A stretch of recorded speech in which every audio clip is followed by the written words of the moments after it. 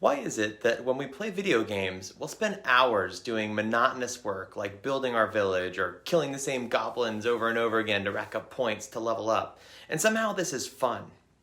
But at the same time, even spending just 30 minutes studying or working on a paper feels like such a drag. What's the difference? And what if we could hack our brains to motivate us in the same way that a video game would? I'm Andrew with Brainscape, an adaptive flashcard app built on decades of proven cognitive science research into what motivates us to study. Our team has boiled down the entire mental process of motivation into one key equation where basically if you can better conceptualize the value of the reward, decrease the perceived burden of that work, and or trick yourself into minimizing the availability of your distractions, then you can become just as addicted to studying as you might be to video games or other instant gratifications. Let's take a look at those Jedi mind tricks one at a time. First, increasing that reward value. There's really two ways that we perceive the eventual payoff of doing hard work now. The first are the intrinsic rewards, where we feel fulfilled and productive. Seriously, you should spend some time visualizing your future success.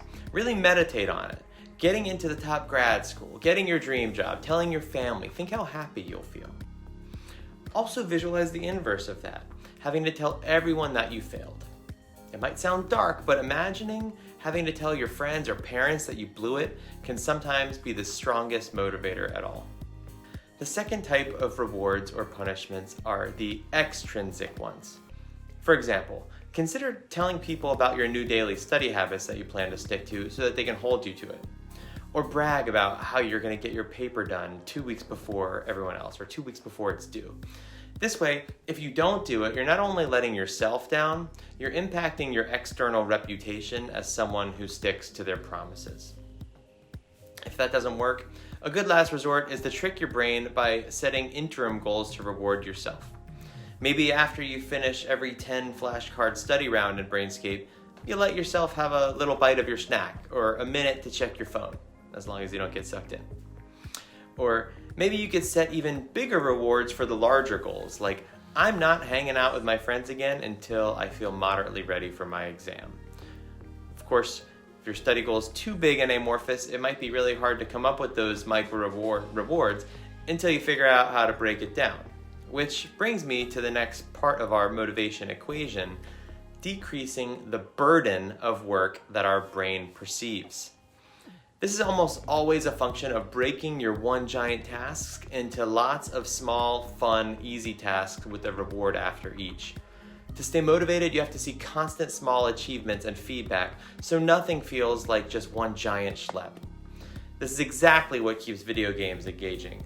You always see your points advancing or your badges accumulating or that next level is just in sight, so that carrot is always right in front of your face and your brain keeps finding shots of dopamine. How do you create this system for something like studying for a huge exam? Well, what you really need to do is leverage those rare moments where you actually do have a little motivation to sit down for an hour or more, but instead of using that time to study, use that time for planning.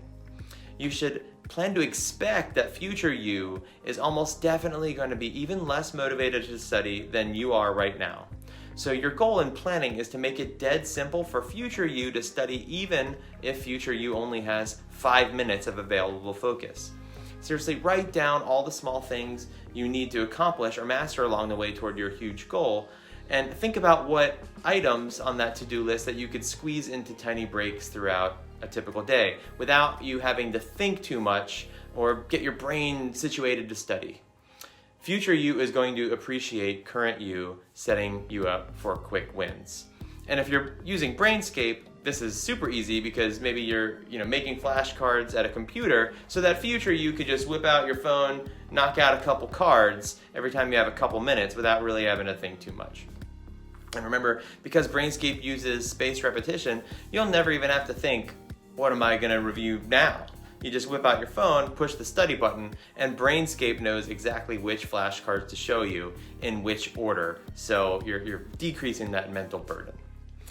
Whatever your tactics for breaking up your studying, just remember that the smaller the milestones, the less of a burden studying feels like.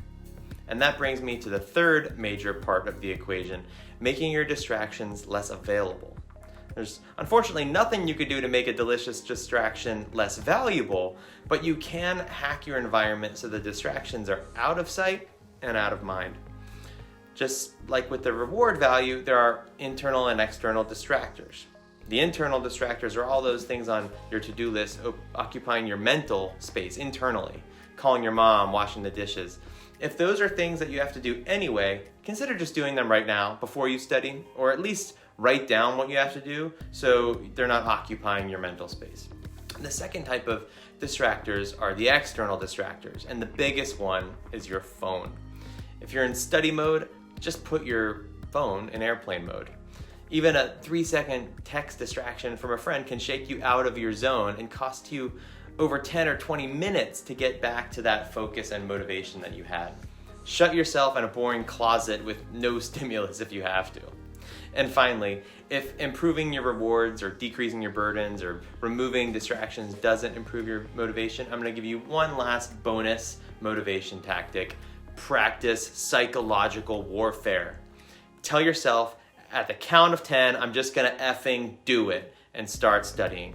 That's it. Just like you used to count to 10 before you jump off the high diving board when you were a kid, no excuses. If you found this advice helpful, please check out the Brainscape Academy or subscribe to this channel for more great tips. And of course, be sure to check out Brainscape itself for the most effective way to study anything.